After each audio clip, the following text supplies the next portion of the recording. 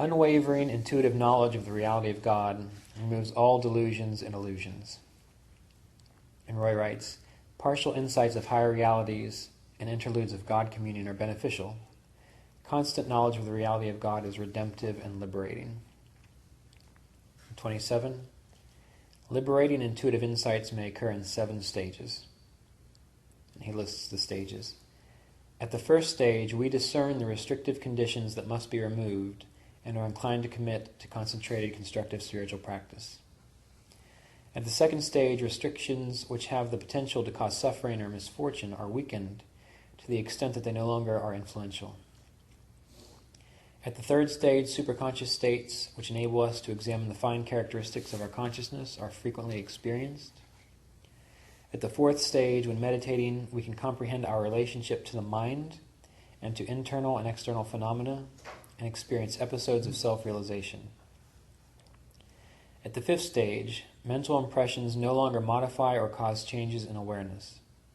Self-realization is constant, and episodes of cosmic consciousness may be experienced. The sixth stage is God realization. Cosmic forces regulated by the 3 constituent attributes of nature no longer cause changes in our awareness.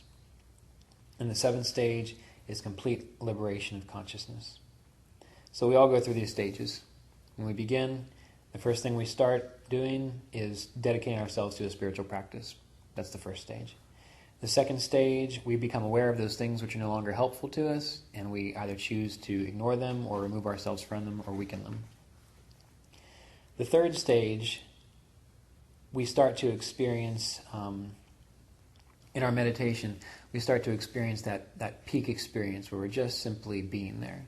We are aware of being, and we are clear, and we are serene and whole.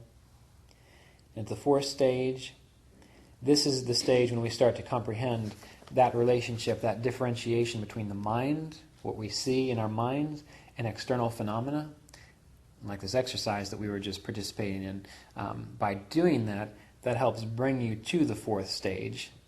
But also, once you get to the fourth stage, it becomes natural.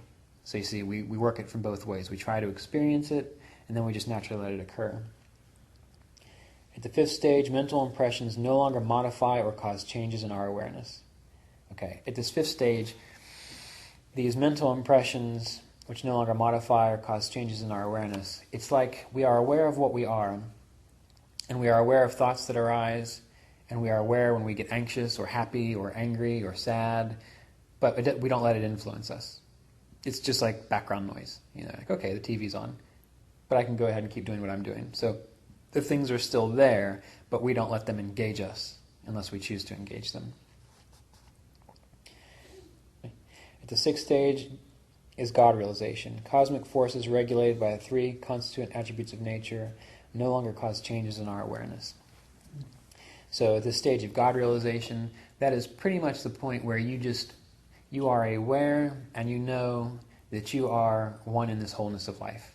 It's like when you're outside and you have an experience of awe of trees or animals or valleys or whatever it might be, and you just feel as though you are intimately connected to that. That is, in a sense, what this cosmic consciousness or this God consciousness is like. And you also become more aware of playing a role within the whole symphony rather than you being a soloist. Okay? And one of my most interesting experiences with this was we live in a condo, and over on the side of the parking lot there's an overlook that looks over a valley, and there's lots of trees and everything. And I got my mandolin out one day and just went and sat and wanted to play. And as I was playing, I was just playing the simplest melody. I wasn't playing anything technical at all. But as I was playing it, I heard the birds, and I could see the wind like blowing the grass, on the field below. And it was like that melody, the simpleness of that melody was just perfect with that whole thing. And it wasn't Ryan trying to show off or anything. It was just as though the bird was singing. It was just happening, and it was interrelated to everything. So when you have experiences like that, where you are in nature or in life, and you just feel like you are part of this wholeness, that is an indication of an experience of like God realization or cosmic consciousness. And that happens more frequently and more frequently until it becomes permanent. And then you're no longer influenced by those attributes of nature. And the seventh stage, complete liberation, well, that's beyond words, so you'll know it when you get there. Practice of yoga eliminates obstacles to self-knowledge. And Roy writes, Samadhi is the highest yoga practice.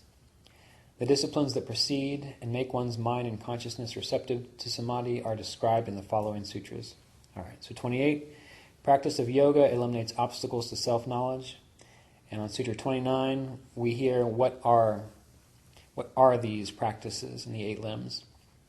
And so the 8 limbs are refraining from harmful behaviors, faithful adherence to constructive practices, firm meditation posture, pranayama practice, internalized attention, concentration, meditation, and samadhi are the 8 limbs of yoga practice. And Roy writes, these 8 aspects of practice comprise the path of Raja Yoga.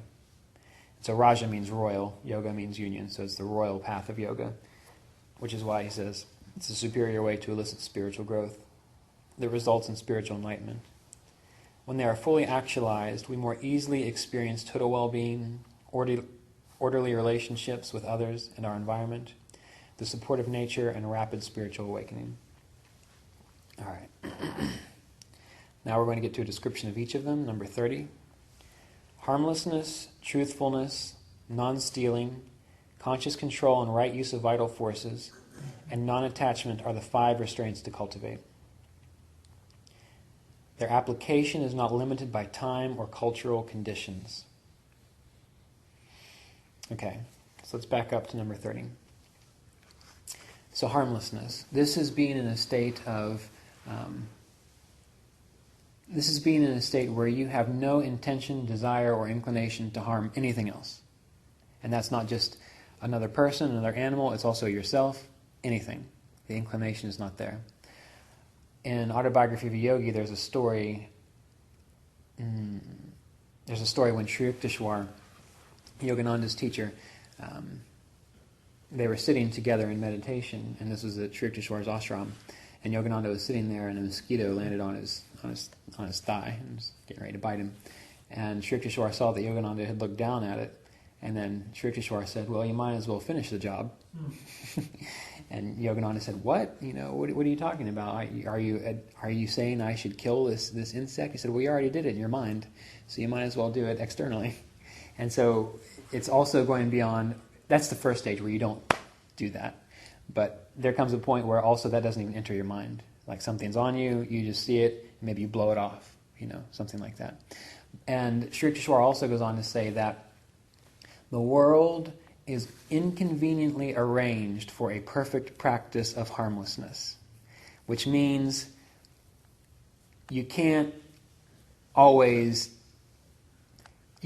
live without harming something. The key is not having the intention or the desire to harm something.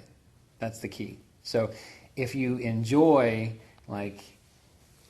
being mean to other people or harming animals or whatever it might be, if you have that sense of aggression towards something, that's the thing that you need to check. If you're walking down the street and you step on an ant, that's just what happened. But still, this idea of harmlessness is that you start to pull away from things which harm others, and then finally you get it to the point where it's not even a thought in your mind to harm something else. Truthfulness. In order for you to know the truth of something, you have to be in the flow of truth. Speaking to that, there was another commentary I was reading, Swami Satchidananda's commentary on the Yoga Sutras, and he was mentioning that one should always tell the truth and speak pleasantly. And then what it goes on to say is that if one cannot tell the truth without speaking pleasantly, one shouldn't say anything. But one shouldn't speak pleasantly and say a falsehood. So 31, their application is not limited by time or cultural conditions. 32, purity, contentment, self-discipline, self-inquiry, and surrender to God are the 5 intentional practices to maintain. So we see in 30, these are the things to refrain from. In 32, these are the things to actively cultivate. And 33, to weaken and neutralize harmful inclinations, replace them with constructive actions. All right. So again, this is common sense. Whatever you want to get rid of or change within your life, you can't just cut it out and then leave it cut out. You have to replace it with something else. In my experience growing up, I was not a pleasant person. I was pretty mean. And it was one thing for me to keep my mouth shut and not say anything. But that wasn't enough because I was still thinking it in my mind. And what I had to do was acknowledge that that was the case. And when I sit down and meditate, I spend a portion of time each day, because I know it's my habit, I spend a portion of time each day really, truly thinking positive, loving thoughts for everyone, because I have to do that, because it wasn't in my nature to just be that way. And so what I've done is I've replaced the negative aspect as much as I can with this intentional cultivation of really trying to see the best in people, everyone. And so you need to do that with everything that you're trying to change. Replace it with the opposite. Replace it with the positive. 34. The forcefulness of instinctual and subliminal inclinations, and of mental conflicts and memories of physical, mental, or emotional pain related to one's past actions or the actions of others may be mild, moderate, or strong, and may cause pain or suffering. They can be overcome by choosing and performing opposing actions. Very similar to the last sutra, but let's read Roy's commentary. Memories, thoughts, and emotions that cause pain should be replaced with thoughts and feelings that are constructive, enjoyable, and life-enhancing. Psychic soul forces that are confined in the mind with memories of pain, failure, rejection, or other unpleasant experiences are then released. If painful memories are due to mistreatment or abuse by others, forgive them and release them to their highest good. If painful memories are due to your mistake or inappropriate behaviors, forgive yourself and go forward with confidence. Whatever has to be confronted that is in the storehouse of your mind, confront and resolve it. The more knowledgeable and spiritually aware you are, the easier it will be to relate to and rise above the influences of past events and the urges and desires that arise in your awareness, which you know to be incompatible with your aspirations and purposes. Okay, there's a few things that we can look at here. One, if you have a storehouse of pain and failure and rejection within your mind, again, this indicates that within your consciousness, you have chosen to feel that way. Okay, on some level, one way or the other, you have chosen to feel that way. And so if you know that is the case, from the yogic perspective, what's recommended is to say, all right, I'm used to feeling this way because of these reasons, but now I am choosing to feel forgiveness, or I'm choosing to feel love for certain people, or I'm choosing to feel that I can be successful in life.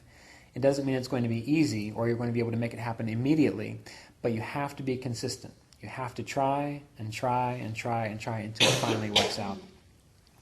Now, in regards to dealing with negative experiences, in one of Roy's older books, one of the things that he recommends doing is when you review situations that haven't worked out the way you wanted them to, what he says to do is you acknowledge what you experienced, but then in your mind's eye, imagine how it would have worked out if it would have been good for you. Like if it could have worked out differently in a very positive way, rearrange the memories, the patterns within you, so that you can experience that new experience. All right. So it's not disregarding or discrediting what happened. It's just saying change within your consciousness that which you experience, that which you want to experience. It's all mind stuff anyway, and the universe is responding to your mind. So if you change it, it also changes the future as well. So we'll take a few more, and then we'll have some discussion. 35. In the presence of one whose thoughts and actions are harmless, all living things become peaceful and harmless. And Roy writes, when we are firmly established in harmlessness, our thoughts, feelings, and actions are entirely constructive. The peacefulness that we radiate into the mental atmosphere calms the minds and emotions of people and all forms of sentient life. There's a story in Autobiography of a Yogi, again, of Sri Yukteswar, who, him and Yogananda and some other disciples were walking through the street, and there was a cobra there. And cobras respond to movement. They strike at movement. But Sri Yukteswar was not the cobra. There was no fear in between the two of them. And Sri Yukteswar clapped his hands and just walked right over top of it and said, well, it's just a snake. Don't worry about it. Don't let the fear overtake you. And part of this story is to indicate that just like an animal can sense fear within you and aggression, other people can too.